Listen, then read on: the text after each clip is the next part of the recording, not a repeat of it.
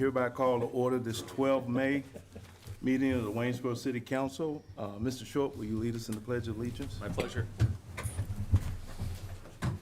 I pledge allegiance to the flag of the United States of America and to the republic for which it stands, one nation, under God, indivisible, with liberty and justice for all.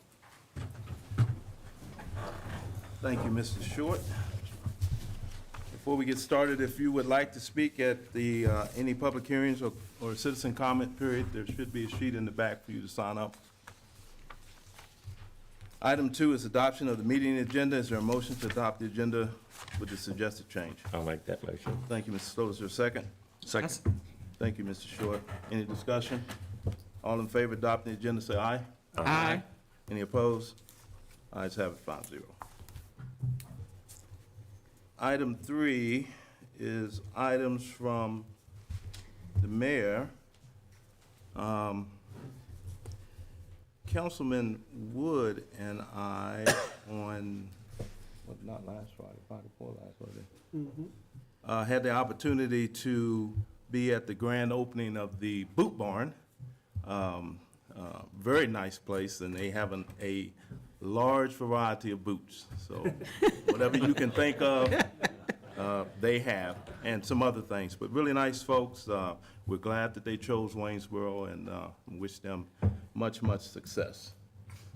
That next day, that Saturday, Councilman Short and Councilman Wood and Councilman Sloat and myself had the opportunity to attend the grand opening of the traffic playground. Thanks to the Rotary Club, Parks and Rec, and I think even Office on Youth was involved with that endeavor as well. But very nice spot for the kids to kind of learn how to navigate our city streets, so we thank them for that going forward. Item 4 is matters from council members. Anybody? Thank you, Mayor Lee. I think we're sharing the love with going to these grand openings. I attended the Shredder's Smokehouse, and I'm telling you, good that barbecue was and is. And then also the Klein's Espresso Bar, went to that as well, and so that was great as well. Thank you, guys. Thank you. Anybody? I would also like to share that Councilman Short and myself had the privilege of attending the Gov School graduation this weekend. Was also accompanied prior to that by the vocational school graduation, both of which precede Waynesboro High School's class of 2025 graduation this year. Both Councilman Short and I have graduating seniors. We're very proud of all the children and the growth that they've had through the years. A lot of these kids we've known since elementary school or preschool. Great families. I look forward to what they're going to do in the future. I'm very impressed with our representation in the Gov School and Tech, and I would like to increase that and continue that relationship as we go forward. Yeah, I would just echo that. If I tried the iced tea boba over at the Klein's Espresso Bar, it's the bomb, I would say. And then also, yeah, just congratulations to our graduating seniors, especially 2 of them that I'm familiar with. So congratulations to all the students and all their achievements. Thank you. Okay. Yeah, no, just want to echo what you said about the traffic garden. That's been something that's been under construction for almost a year now, and it's going to be a great addition to the city of Waynesboro, and giving the kids something to do and actually teaching them while they're having fun.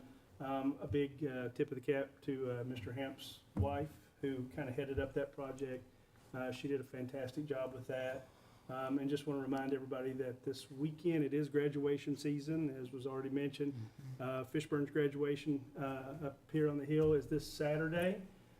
If you've never been to their graduation or any of their ceremony and stuff, it's really quite something to see, the ceremony of it all. So I would invite everybody to go out and just if not anything else, just to watch. But congratulations to all of our graduating seniors. Saw the senior parade here downtown on Saturday too.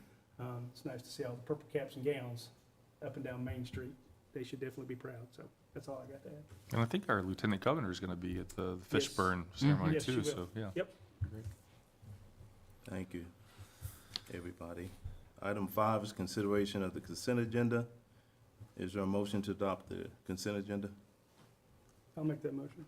Thank you, Mr. Wood. Is there a second? I'll second. Thank you, Mr. Slover. Any discussion? All in favor, say aye. Aye. Any opposed? Ayes have it, 5-0. Item 6 is to present a proclamation recognizing May 18th through 25 as Public Works Week in the city of Waynesboro. And I have a proclamation. I'll do a lot of reading today. National Public Works Week Proclamation, May 18th through 25, 2025. People, purpose, presence. Whereas Public Works professionals provide services and programs of vital importance to our community and to the everyday lives of the citizens of Waynesboro, Virginia, and whereas as these infrastructure and services could not be provided without the dedicated efforts of Public Works professionals who are responsible for maintaining our transportation infrastructure, water supply, water treatment, and solid waste systems and services that are essential for our citizens, and whereas the support of an informed community is essential to successful public works operations and programs such as water, sewer, streets, stormwater, refuse collection, and snow removal, and whereas the year 2025 marks the 26th year that Waynesboro has celebrated National Public Works Week with a special occasion. Now therefore, we, the Waynesboro City Council, do hereby proclaim the week of May 18th through 24th, 2025 as Public Works Week in the city of Waynesboro, Virginia, and call upon the community themselves with our Public Works Department and to recognize the contributions our Public Works professionals make every day to our health, safety, comfort, and quality of life. Anybody here from, oh, there you go, Trafford.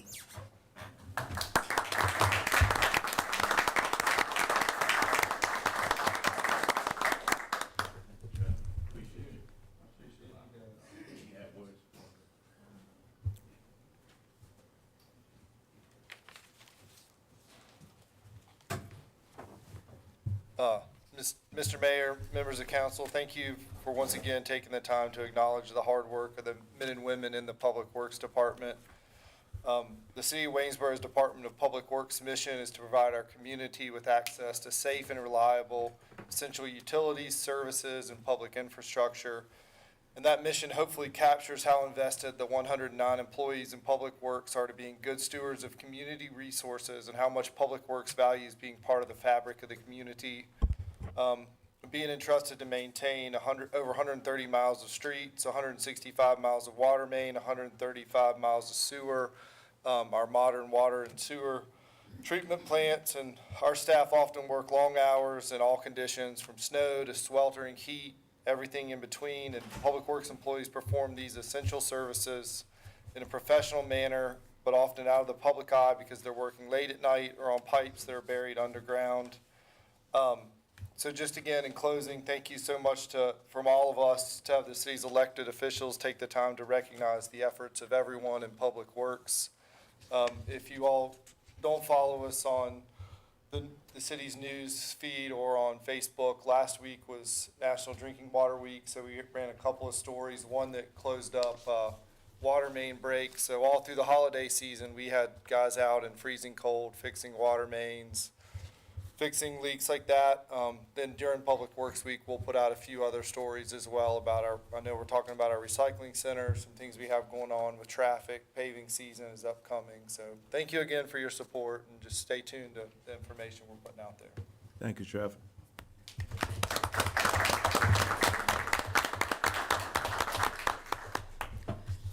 Item 7 is to consider presenting a proclamation recognizing May 12th through 18th as Police Officer Week in the city of Waynesboro.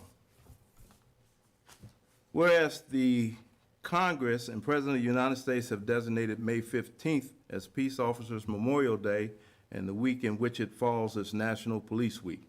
And whereas the members of law enforcement for the city of Waynesboro play an essential role in safeguarding the rights and freedoms of the citizens of Waynesboro. And whereas it is important that all citizens know and understand the duties, responsibilities, hazards, and sacrifices of their law enforcement officers. And whereas members of our police department recognize their duty to serve the citizens by safeguarding life and property, protecting them against violence and disorder, and by protecting the innocent against deception and the weak against oppression or intimidation. And whereas the police department for the city of Waynesboro has grown to be a modern law enforcement agency that unceasingly provides a vital public service. Now therefore, I, Kenny Lee, Mayor, on behalf of the City Council of Waynesboro, call upon all citizens and upon all patriotic, civic, and educational organizations to observe the week of May 11th through 17th, 2025 as Police Week, with appropriate acknowledgement in which all of our citizens, many honor law enforcement officers past and present, who by their faithful and loyal devotion to their responsibilities have rendered a dedicated service to the communities, and in doing so have established for themselves an inviolable, enduring reputation for preserving the rights and securities of all citizens. I further call upon all citizens of Waynesboro to observe Thursday, May 15th, 2025, as Peace Officers Memorial Day to honor those peace officers who, through their courageous deeds, have lost their lives and have become disabled in the performance of duty. In witness whereof, I have hereunto set my hand and cause the seal of the city of Waynesboro, Virginia, to be affixed this 12th day of May, 2025. Chief.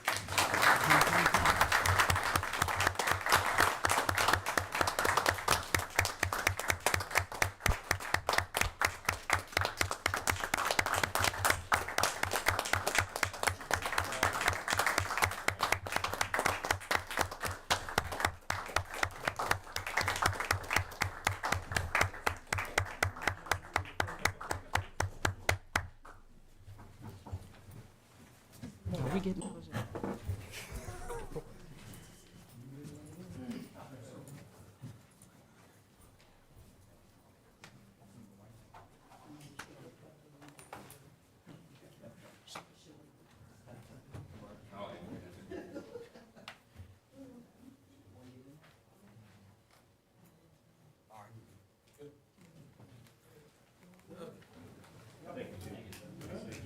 Appreciate that. Thank y'all.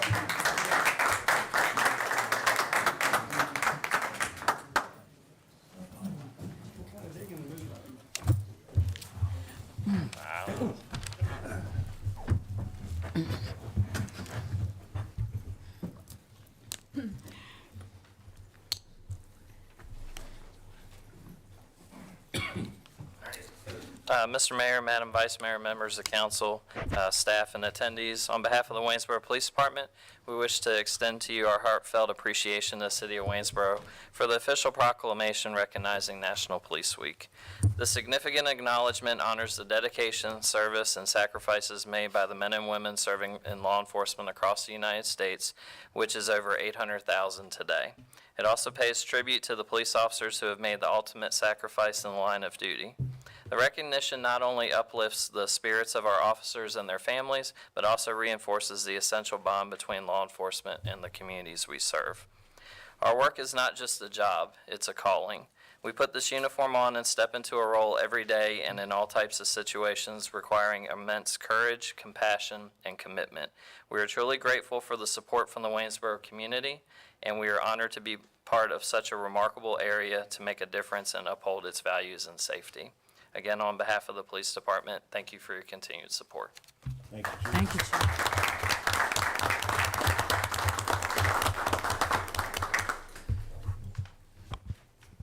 Item 8 is to conduct a public hearing and consider introducing an ordinance amending City Code 98-4.6.7 and Section 98-4.4.10 regarding the orientation requirements for service bay doors and buffer requirements. Ms. Tate.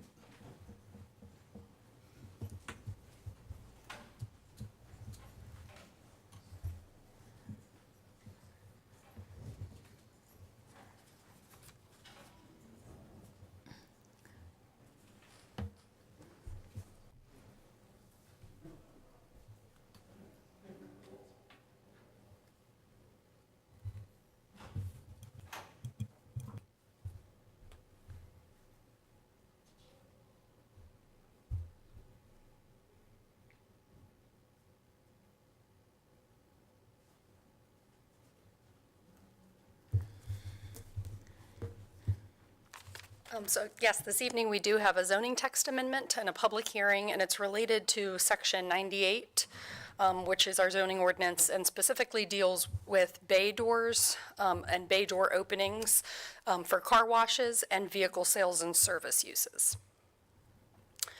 So the nature of the request, an applicant did request an amendment specifically related to car washes, and the change would address the orientation of bay doors within the city's entrance corridors. As I previously noted, bay doors are addressed or regulated in two different places within the ordinance, car washes and then also vehicle sales and service uses. And because of those kind of consistency throughout, staff recommended keeping both sections consistent, although this applicant was specifically addressing car wash uses. So our current ordinance requires the bay doors to face away from entrance corridors and residential districts. It was intended to protect the view shed of the entrance corridors and then certainly the views from adjacent residential areas. Staff feels that it's led to mixed results, and I'm going to show some pictures to kind of represent what I mean. But this amendment would more consistently reduce the visual impact of bay doors, not only on the corridor, but maintaining its protection to adjacent residential areas. And it would really help staff kind of more tailor it depending on different site conditions, which I hope I'll be able to show you in the next slides through these pictures.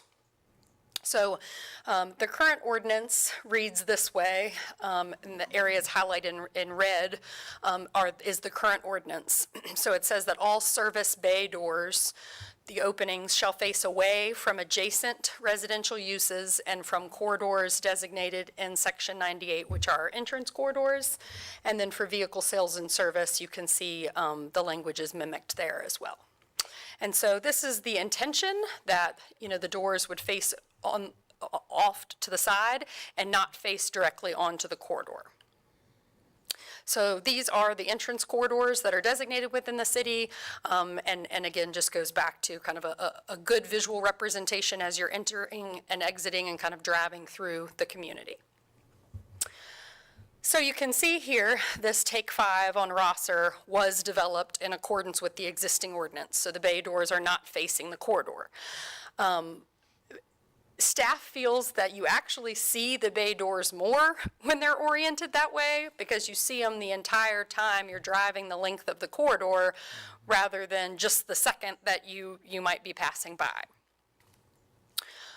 This is another example, different than the vehicle service for the car wash, when typically there's only one opening, but this picture just kind of demonstrates that there could be other mitigating factors that the site has, whether that be existing trees, certainly materials that the building uses that kind of help mitigate those openings differently than just prohibiting them from facing a certain direction. Here's another example. You can see where here at this Discount Tire, they are facing away from the corridor, but visually I would say this is a little better than the Take 5 situation, and that just happens because of the fact that the building sets a little, kind of is depressed, and then you don't have such a view the whole time you're driving the corridor.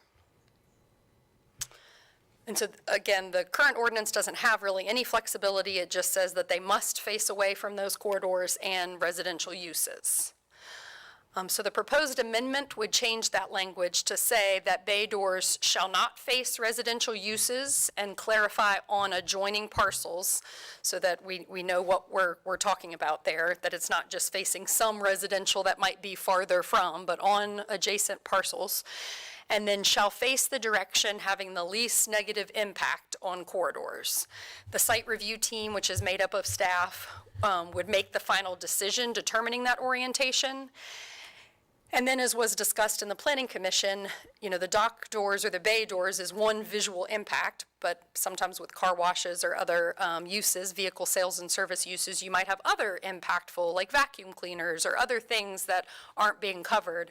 And so the intention was to add a little bit more language here to say that additional screening that's deemed necessary by the zoning administrator to protect views from adjacent properties may be required. So then even if those dock doors, bay doors are facing a corridor, that we could require some additional screening to help mitigate that impact.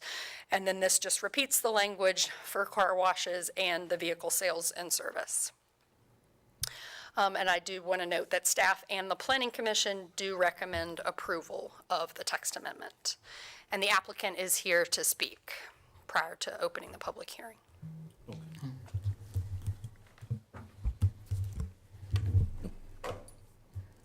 Yes, good evening. Seth Roderick with Monteverde Engineering and Design Studio, representing the applicant.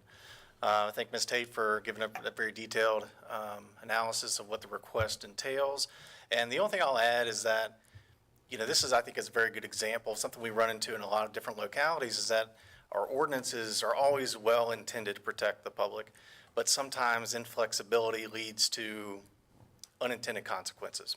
And so, as with every ordinance within the state of Virginia, they are living documents that need to be revisited from time to time. And in this case, we think that, through our work with staff and Planning Commission, that we've come up with some language that is both creating flexibility, but also additional protections where it really matters most. And so instead of enforcing, as Ms. Tate showed, bay doors facing directly at potentially a higher speed corridor, that may have a worse impact than rotation of those doors. But you could also have a lower speed, more pedestrian-friendly corridor where that may make more sense. So this increases the amount of subjectivity that can be placed by a site review committee in determining what is actually going to have the least damaging impact for those uses. So with that, happy to answer any questions. Of course, this is a modification to the ordinance as a whole. Happy to answer any items as it came through the process. Just have one for Ms. Tate. But hey. So thanks, Seth, for the overview. So we understand what happens when the applicant agrees. What happens when the applicant disagrees with the site selection, the site review committee? So I think our hope, the way the language is written, is that, so we're keeping that they shall not face residential uses. And that was, I think, the main concern, at least with the Planning Commission, because we had kind of attempted, not really to not protect residential uses, but had a different version of the language. And so that was returned to be that it would just not face the residential uses. But then I feel like the language that says the site review team shall make the final decision determining orientation, that it gives us enough flexibility that even if the applicant was arguing that, no, we think it's better to be this way, that we have kind of that final say. My only thought with it is that to maybe provide some guardrails is to establish a checklist and develop a scoring methodology, right? So that you can have something to apply consistency across as different applicants kind of come in, because otherwise you may not see one of these for 3 years apart and the context could be different. I mean, for Take 5, as for instance, I kind of like it because I know when they're open, right? So that's great. Also, too, it's an evolving corridor. Mm-hmm. Those are brand new uses. They weren't there before. It was a school, that abandoned school. Sure. So we've got a large residential development on its way just behind it that will continue to change and evolve the context and the needs of the corridor, driving the need for less of an auto-oriented, focused context, right, and perhaps more of a pedestrian scale context. So that would be my only, recommendation or otherwise, is to develop an internal scoring mechanism to apply that consistency, because none of us are going to be around forever, right? So just looking out for everybody. Sure, I think that's very helpful, and it's helpful, as you mentioned, kind of an internal control that, the site review team meets frequently, but everybody shares different opinions on what is visually attractive and what isn't. Sure. And so I think that's a great point, that we could work on kind of developing some standards that we would be evaluating consistently. consistent's the word, because you may have different members of the site review team also. Right, You know, right. Well, and it's it's more just, it's consistent gonna with evolve recommendation. too, you know, I mean, this ordinance will probably stick for at least a decade before somebody else comes and wants to change it again, you know. All right, thank you. I hereby open the public hearing. I hereby close the public hearing. Is there a motion to introduce the ordinance? So moved. Thank you, Mr. Short. Is there a second? I'll second. Thank you, Mr. Wood. Any discussion? This ordinance will receive final consideration at the May 27th regular business meeting. Item 9 is to consider introducing an ordinance amending City Code Section 78-54, levy of tax mills. Mr. McCormick. Actually, Mr. Mayor, I'm going to take this one. Okay, sorry, my apologies. Mr. Hamp. Substitute, pinch hitting. So as part of our overall budget consideration, staff brings forward a recommendation to increase the meals tax from 7% to 7.5%. This responds in part to a direct request from council and I think the public to prompt staff to consider a diversification of revenue streams and reduce the reliance on the real estate. And then also, perhaps it comes with the benefit of, while I think it's legitimate to assume that many of our own residents eat and enjoy frequent restaurants in the community, we also know that travelers on the interstate and visitors also visit and enjoy our restaurants and help bear some of the tax levy associated with the meals tax. So in that regard, we're taking advantage of the attractiveness of visitorship and tourism and diversifying our revenue. So in short, the ordinance increases the meals tax from 7 to 7.5. This evening, council is asked to introduce second if there is an inclined member to do so, and then discuss. And then at May 27th, the ordinance would be subject to a public hearing and final consideration. I would, for your information, the 0.5% increase produces about $500,000 in revenue, which is nearly a 2-cent reduction on the real estate rate. That's all I have. Thank you, Mr. Hamp. Any questions, discussion? I would like to say that I'm opposed to increase in the mills tax. I just want to put that there. Thank you, Mr. Comby. Is there a motion to introduce the ordinance? I'll make that motion. Thank you, Mr. Sloat. Is there a second? I'll second. Thank you, Mr. Wood. Any discussion? Again, opposing it. I think we're shifting costs to our tourists and to our residents. Instead of property tax, we're doing this mills tax. We're not doing enough. Thank you, Mr. Comby. This ordinance will be subject of a public hearing and receive final consideration at the May 27th regular business meeting. Item 10 is to consider adopting a resolution of support for an application by the Waynesboro Economic Development Authority for Industrial Revitalization Fund Loan for 1010 East Main Street. Mr. Hitchen.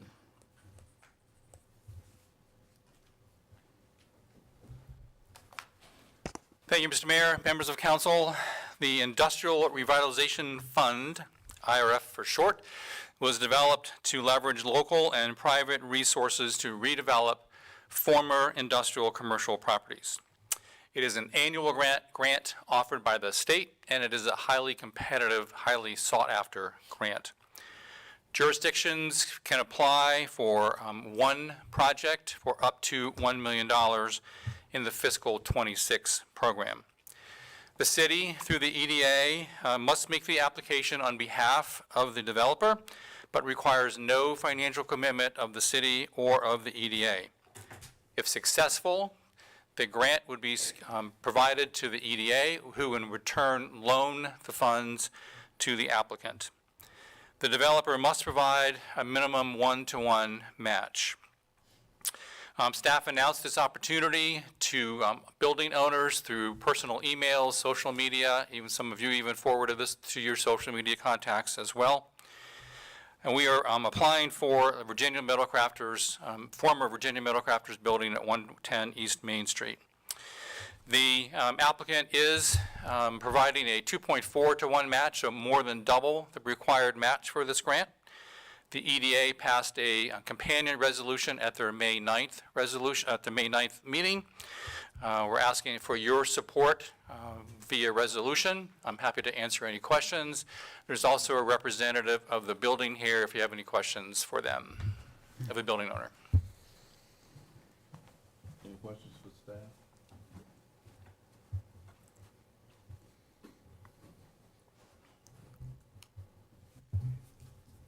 Mr. Ham?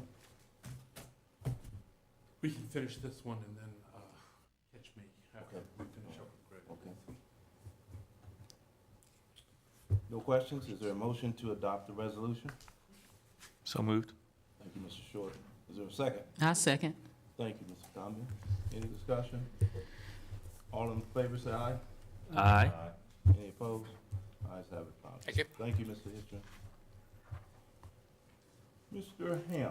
Okay, yes, sir. So item 11 is the second consideration or adoption of an ordinance imposing taxes. And I have some introductory comments, and I think Mr. McCormick has prepared some information and procedural notes. So the first thing I'd like to say is that while you don't rely on this manager for observation or comment on our collective work, I would say that our process for this budget year or budget season has been one of the more extensive ones that in my service and certainly in recent years, and that the challenge that every elected body faces in balancing and considering community needs and community opportunities with the lofty and important goal of maintaining affordability and livability in the community is a tough challenge. And I would say, candidly, we haven't spent a lot of time examining organizational needs, community needs in our processes. But this year, Council issued an invitation, if not a requirement, for staff to do a more thorough job talking about organizational needs, especially with respect to core services in public safety, police, fire, EOC, and also with respect to public works.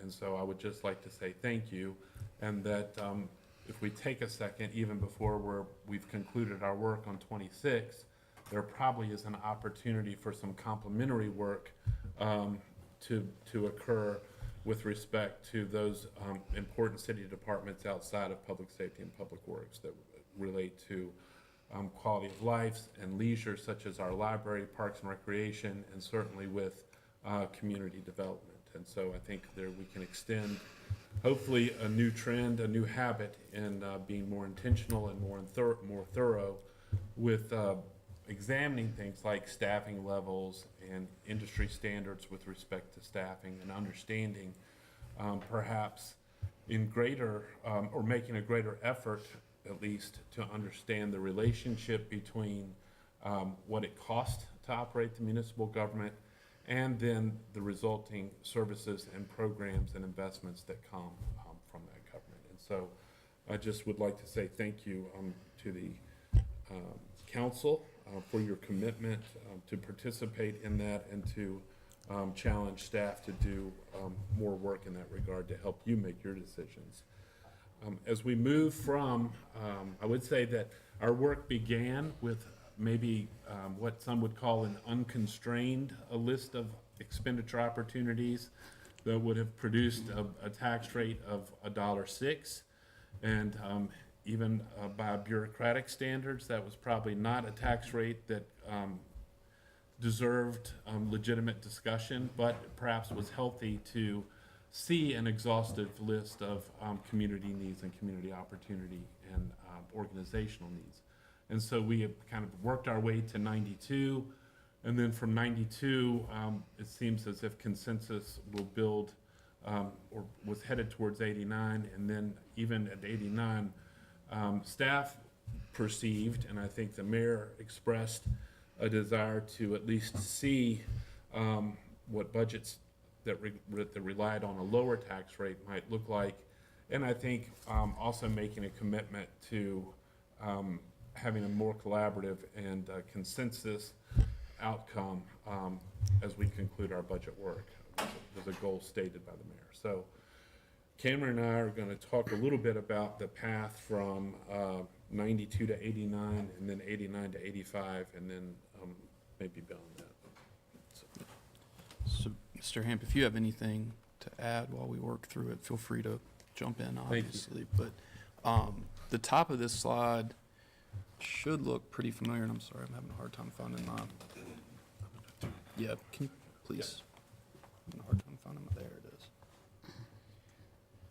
So the top of the slide should look pretty familiar from the work session Tuesday a week ago. The one thing that I did was just broke everything up into columns, put descriptions on what the cut would be, the result of the cut, and then the amount afforded through the cut. The one thing that has changed on this slide is the EDA, various NCTC marketing and tourism.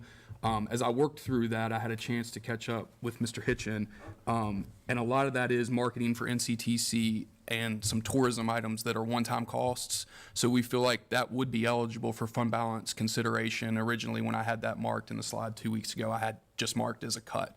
But I think that's something that we could come back through the fund balance and fund in a couple of, towards the end of the year if council desires to go that route. Then as we worked down from the 85 to 82, the biggest piece of this is in the top of the slide, we took the living wage calculation from, or the salary replotting from 85% of the living wage to 82% of the living wage. And that netted 600 grand. If you'll recall, the change in compensation for the salary study was 2.6 million. So that makes it $2 million even. The second piece of that that council could entertain is to move the comp adjustment back to begin in October. So that would save you 1/4 of the compensation increase. So 1/4 of the compensation increase, 2 million, is 500,000. The next item that we had identified with the 0.5% increase to the meals tax the council just introduced, that would net $515,000. As we talked through that with the Commissioner of Revenue, her recommendation would be, or her thought would be, that you want to do that in 0.5% increments, not do it in like tenths.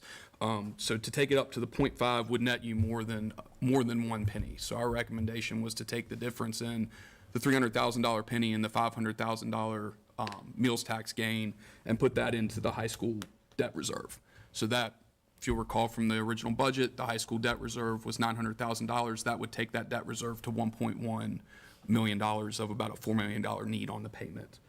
And then the last item was IT equipment and switch replacement. Most of that is the switch replacement.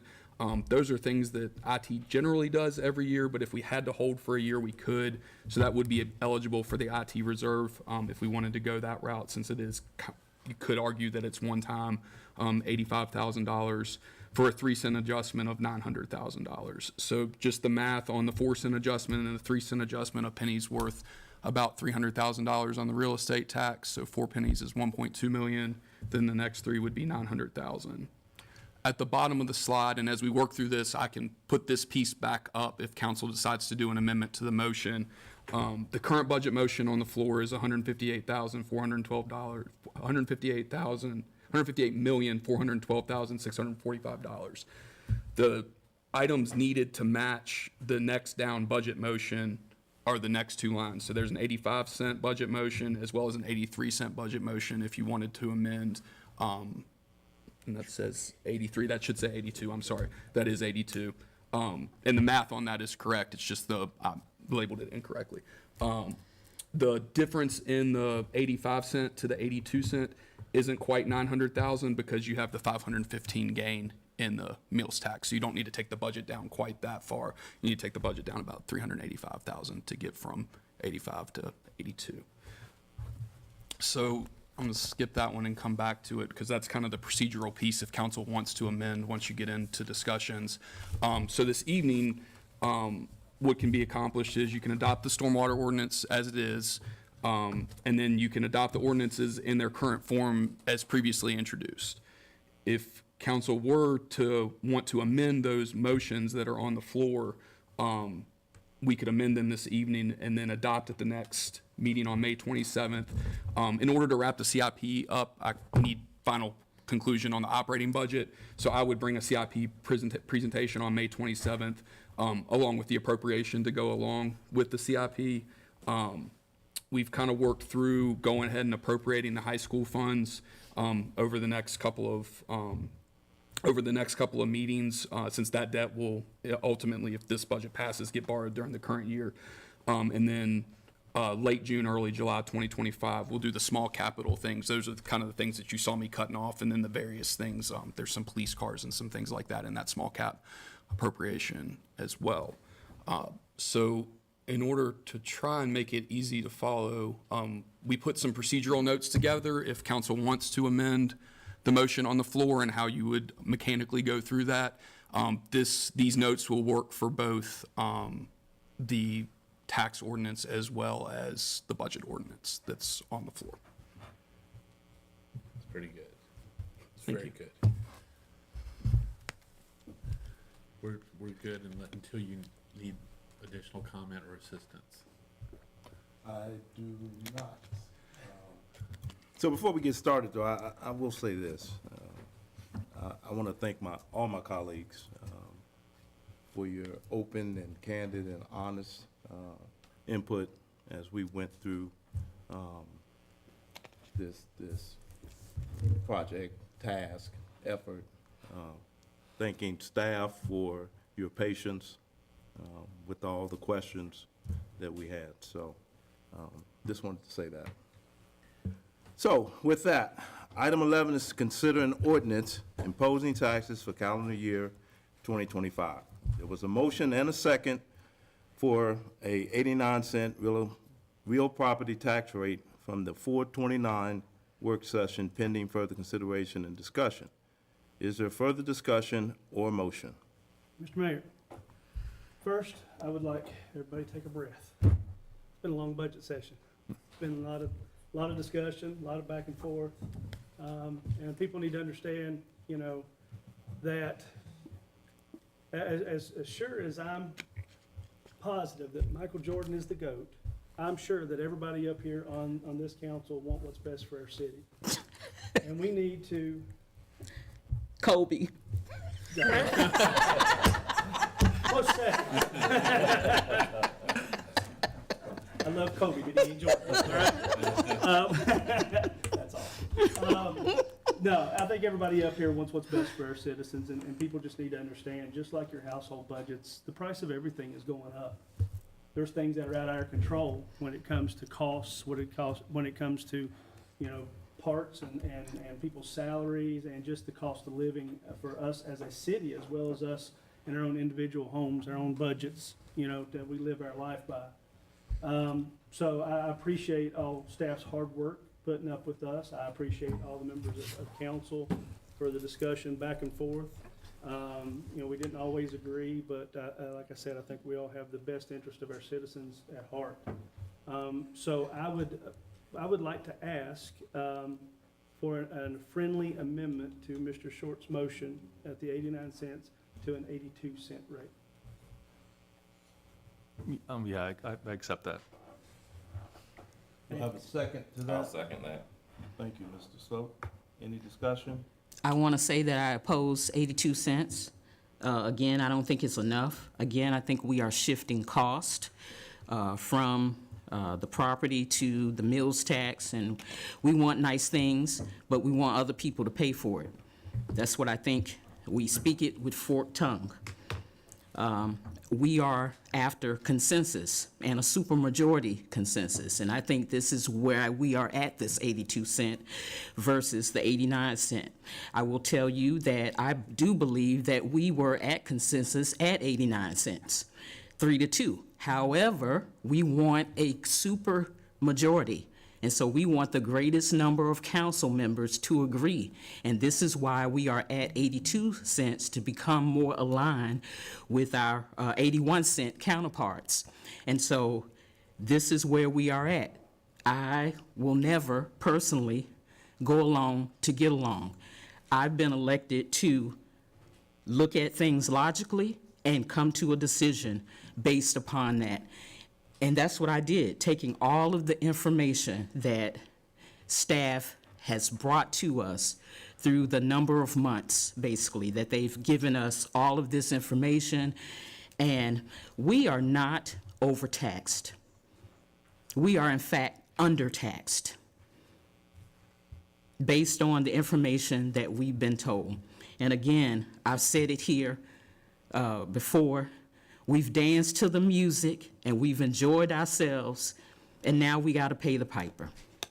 And I think we need to pay the piper just a little bit more, because we're going to still continue to have these types of, because of our investment in the high school and things like that, we're going to have this. And so we're going to have, what is it, 11 cents between now and the next 2 years?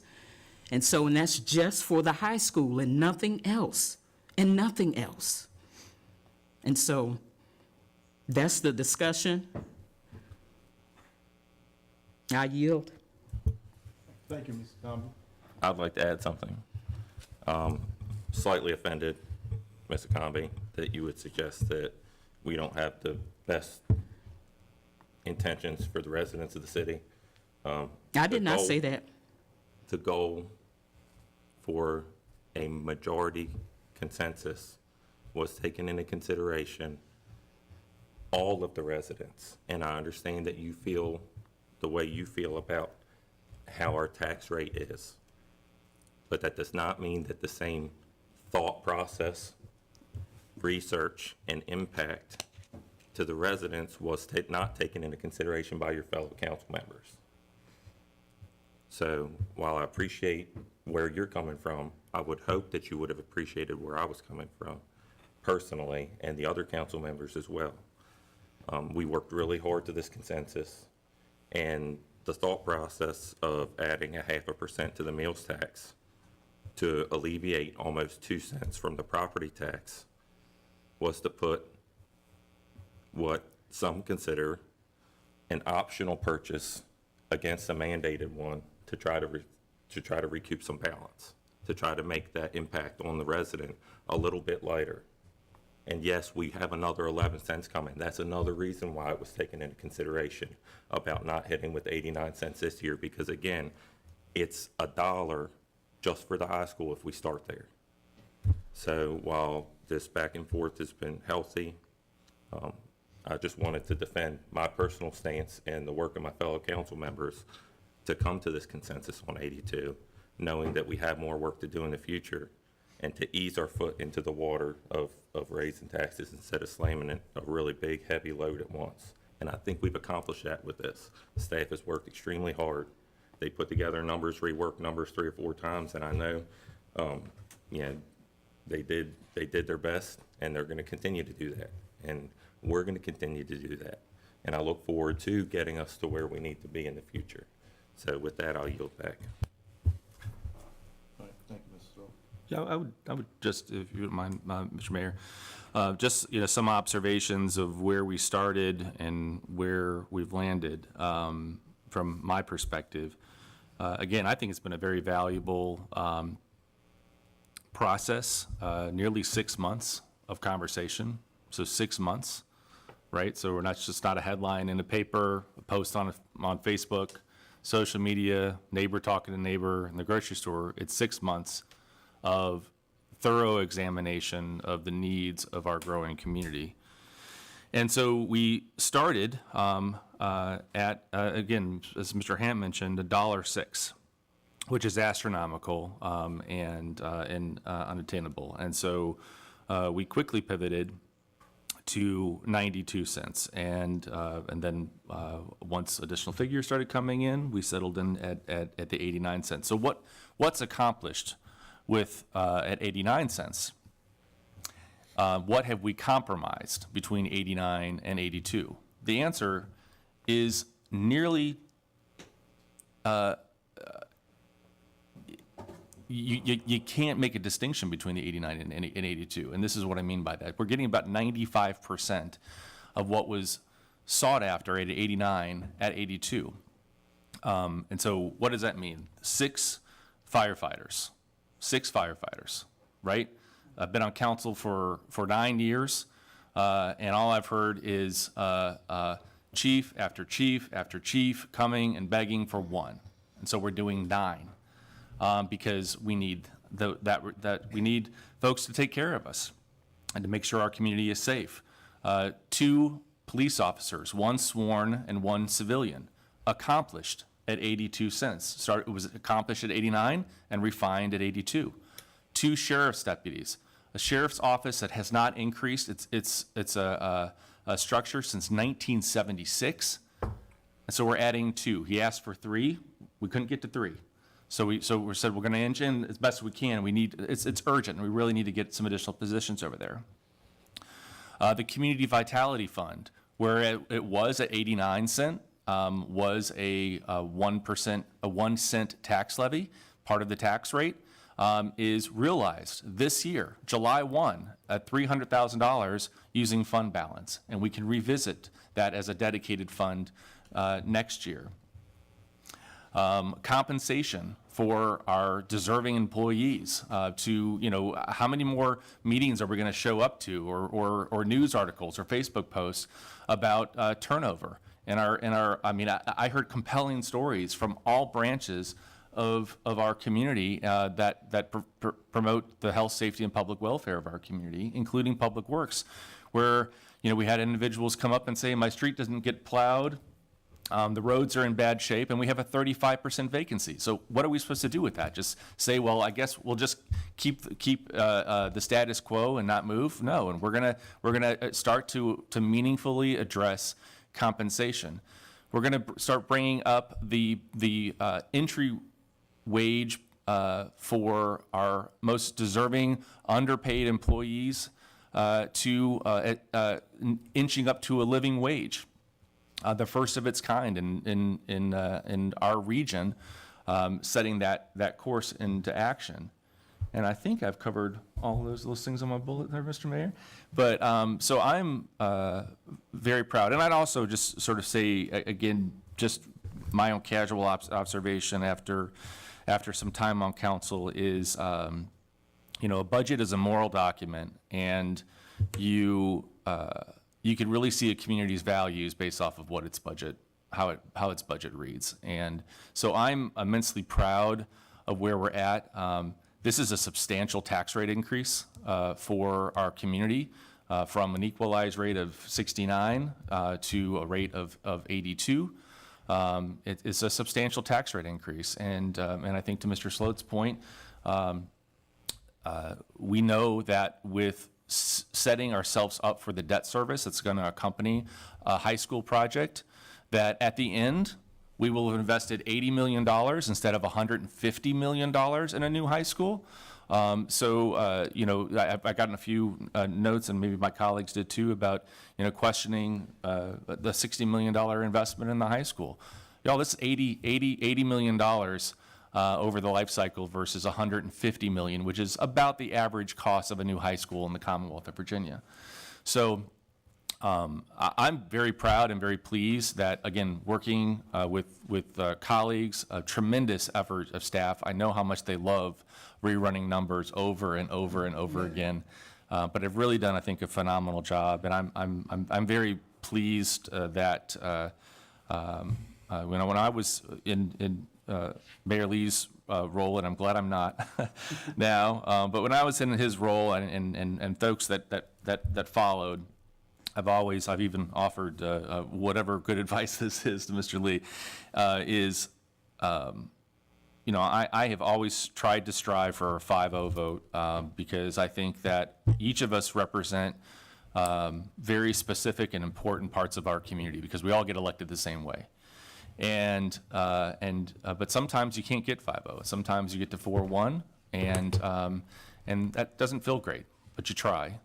And then 3.2, if you want to hold your nose. But I think this is what compromise looks like. I think I wish other parts of our government operated in the fashion of compromise in which we have approached this subject, because I think our country would be stronger if we did. So for that, I will enthusiastically support it. Thank you, Mr. Short. Just one last thing too, the amount of folks, we sit, I know I do, and I know that Terry does, we sit and take notes on every speaker that comes in here. And I just want everybody who came in at the last meeting, which was nearly 30 people, that got up at the podium and spoke. When I go back on social media and you read and you look through all that stuff and they're like, well, council's gonna do what they want to anyway, that they don't listen to us, that's not the case. We listen to every person, you know, and we listen very intently, and I've got the notes to prove it, just like Councilman Short does. And we listened to everybody and took their words to heart. But just, you know, keep in mind, we're trying to do what's best for everybody in the entire city. So to get to, from where we started to 82 cents, I hope that reflects that. It's not gonna make everybody happy. You can't make everybody happy up here, you know, but what we have to do is do what's best for everybody in the city of Waynesboro, and that's what I believe we've done. All right, that's all I got to say. Thank you, Mr. Wood. So having second the friendly amendment, then that will carry to our May 27th meeting.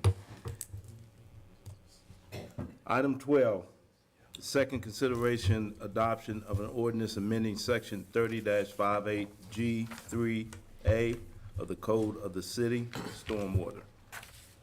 This ordinance was previously heard at a public hearing, introduced, properly second, and discussed.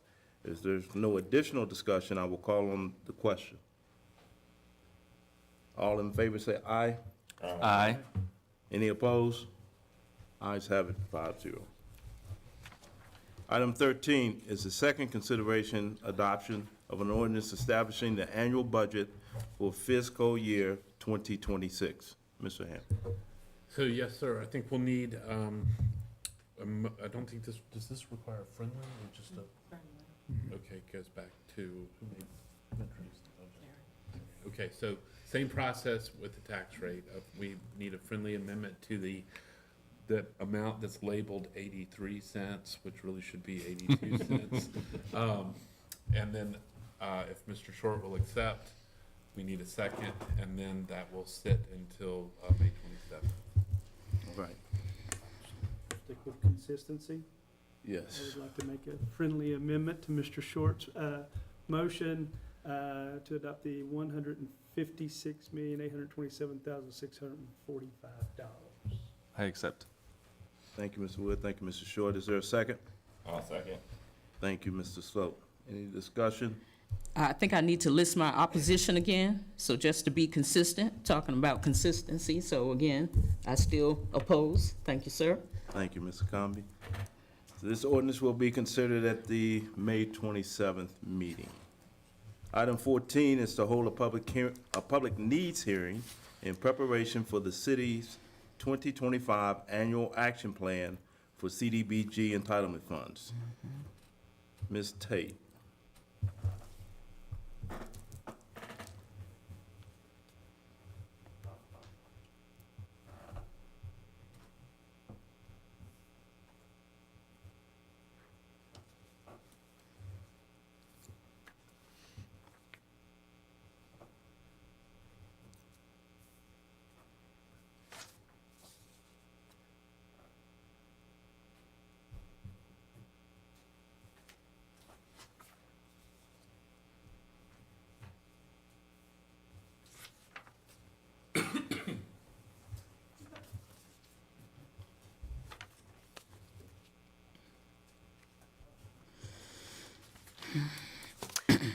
Okay, so tonight we do have the public needs meeting in preparation for our 2025 annual action plan for the Community Development Block Grant Program. So just an overview of the CDBG program. It was established in 1974 by the Housing and Community Development Act. It's administered by the U.S. Department of Housing and Urban Development. Funds meant to meet priority housing and community development needs for low to moderate income persons, and the funds can be used for a variety of eligible projects. Last year, we completed our 5-year consolidated plan, and then every year we have to come forward with an annual action plan.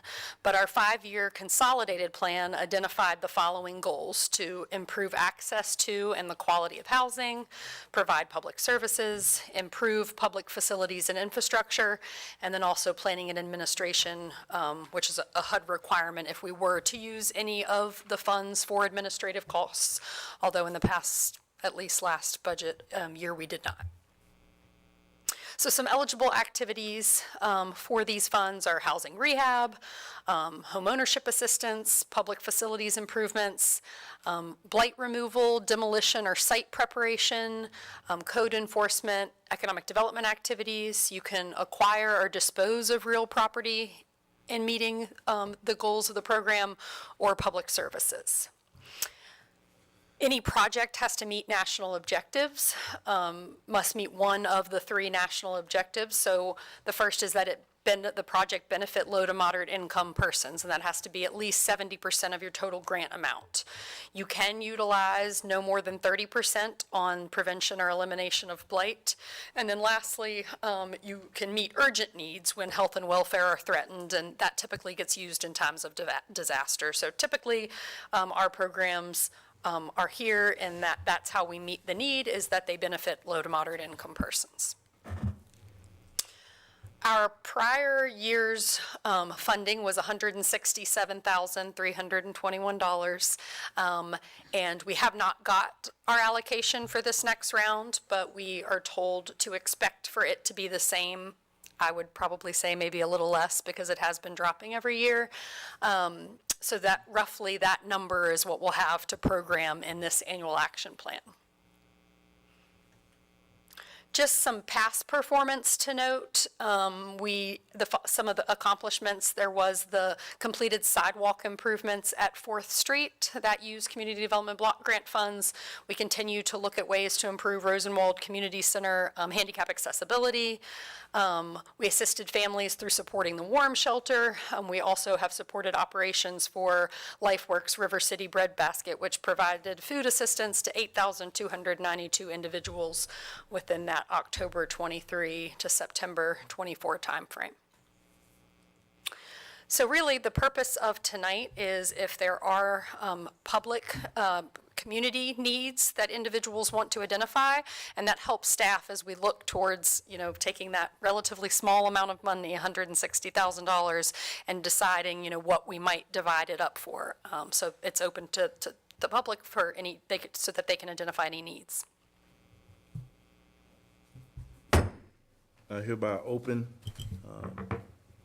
the hearing. So no one has signed up to speak. Hereby close the comment hearing. And I will just note one other thing that I wanted to point out is a timeline and next steps, because I know this will also be helpful for the public. The plan is to post at the end of May a draft and notice a public hearing for the actual annual action plan. And then there's a 30-day public comment period. And then on June 23rd, we would hold a public hearing on that planned activities that have been identified. And then July 14th, City Council would review and approve the plan so that we can submit it to HUD by August 15th for our program year to begin October 1st. So if there are, while there wasn't anyone speaking tonight, if there are individuals that want to comment and identify needs or potential project ideas, they can submit it to us in email, and this should actually be 6604, not 604. But if anyone wants to communicate those to us, that's how they can contact us. Cameron, do your PowerPoint? Thank you, Leslie. No action is required this evening. Item 15 is to consider an amendment to the FY 2026 budget to the amount of $919,244. Mr. McCormick. Thank you, Mr. Mayor, and that is not a typo. That should say 2026 budget. And so the purpose of this amendment is that every year we go through the budget, we identify things that are one time that we have net position that we can use to cover. Usually we bring this amendment in the July, or all of this amendment, this is just part of it, in the June, July timeframe. this year, we have a couple of items, a flush truck, a refuse truck, and a dump truck that we have valid quotes currently for, that we got through the budget process, that if we do not act on the quote and sign a letter of intent to, the prices will go up at May 31. And so our recommendation was go ahead and bring the amendment, sign the letter of intent, because the funds will become available July 1. The product's not going to get delivered probably until well into fiscal year 2026, and it'll save whatever price increases come from the fluctuation in prices from this year, which we're hearing could be approximately 10%, so as much as $100,000. So this evening, this budget item does not require a public hearing because of its size. You can introduce and second and discuss this evening. Usually, we would roll this forward to consent, but in order to keep it in line with next meeting, we'll probably just put it after the 2026 budget adoption, so we're not adopting amendments to the 2026 budget before it's actually officially adopted. Any questions?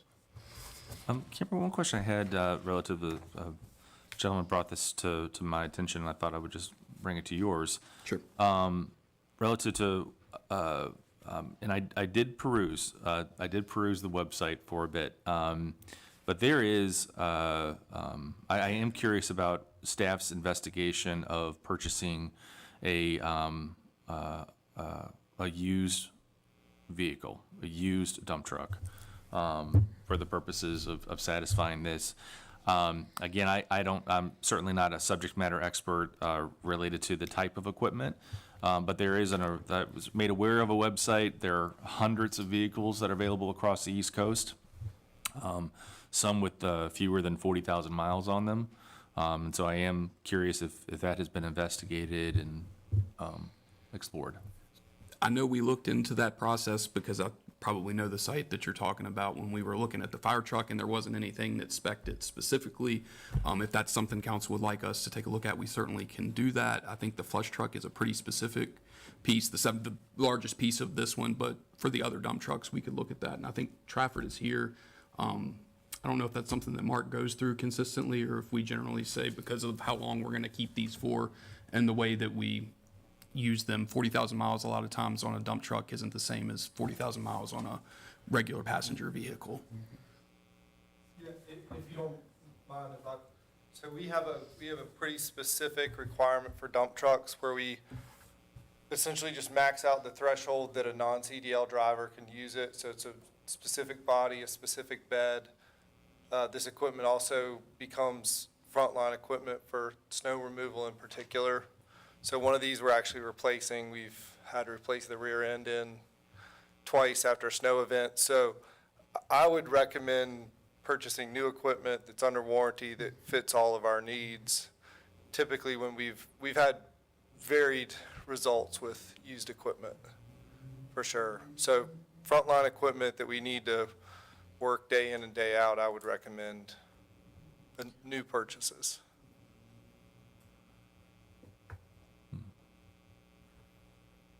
Yeah, for me, I just to pay honor, I guess, a little bit to the request. I would just appreciate, certainly we're not taking action tonight, right? So it's a first and a second, but I think just to air it out and to maybe sort of weigh what type of equipment is available. I know that some of the equipment had been a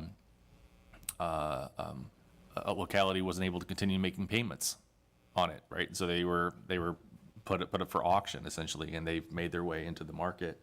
Again, just to granted, we're not doing large enterprise fund increases this year, but that doesn't mean we shouldn't look for opportunities for savings if we can. And I certainly, I have very strong opinions that you're going to come back after this and say, see, we can't do that. I'll touch base with them tomorrow morning and Okay. make sure they haven't looked at that, and we can certainly look into it. Great, thank you. That's why we spec the equipment that we do. What type of coverage comes with those warranties? I can I can't speak to that directly, but I'll talk with our equipment admin staff and let you know that as well. Thank you. Since this isn't going to the consent, this is something we can discuss at the next meeting too. Okay. So we can introduce in second and then discuss at the 27th? Yes, sir. Procedural. Any other questions? Is there a motion to introduce? I make a motion. Thank you, Mr. Combs. Is there a second? I'll second. Thank you, Mr. Sloat. Any discussion? This amendment will be considered at the May 27th meeting. Item 16 is citizen comment. Yes, sir, I have some individuals this evening. Mr. Richard Carson. My name is Rick Carlson. I live in Ward B. Appreciate the opportunity to appear in front of the council. In light of the thoughtful comments that the council has made regarding the budget, I have no additional comments and withdraw my request to comment. I thank you for your deliberations and your frank discussion. Thank you. Thank you, Mr. Carson. Ms. Joyce Coleman. Good evening, Councilman. I've heard such wonderful, wonderful remarks for all that the city is doing, and I see the growth, and I love it. However, I wanted to just speak on behalf of some of the folks who have contacted me and asked all of the development, the new housing and all, and we cannot, a lot of the folks in the city that have lived here quite a while and worked diligently, but can't afford the new housing. So I guess I just wanted to see if you all are in your budget planning to, you know, make it so that the folks who are working hard diligently and wanting to afford a house. And a lot of them that are in apartments, they are being evicted because the rent is constantly going up. And they said, well, we can afford a house if we could, you know, get affordable housing. At least it would be theirs. And they wouldn't have to worry about, you know, the rent going up. So that was my concern. Excuse me. But I've lived here for quite a while, and I'm a homeowner, and I understand the folks who really want to own a home and just see all the new developments coming up, and it's out of their budget. That's it. Thank you. Thank you, Mr. Joyce. Ms. Sheila Lilly.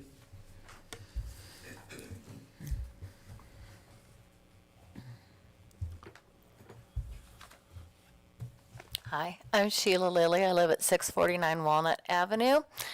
I just came because I saw that you were considering a raise in the meal tax, and I feel like every time I turn around, you guys are bringing another tax. And we've got the personal property tax and the real estate tax and the meal tax and stormwater fees, and it's very burdensome on us. And it makes my husband and I consider eating maybe in the county or somewhere else if we're going to keep having to pay more in our meal taxes. Everything else is going up. Groceries are going up. We went plant shopping this weekend. I couldn't afford to buy all the plants I wanted to because everything costs so much money, and now I hear meals are going up again. So just to consider, I teach American history. And if the founding fathers saw the taxes that we're paying now, they would be rolling over in their graves. Thank you. Item 17, communications correspondence calendar. I don't have anything this evening, sir. Thank you, Mr. Ham. Item 18, adjournment. Is there a motion to adjourn? So. Thank you, Mr. Wood. Is there a second? They falling on each other. Thank you, Mr. Short. All in favor? Look at you go. You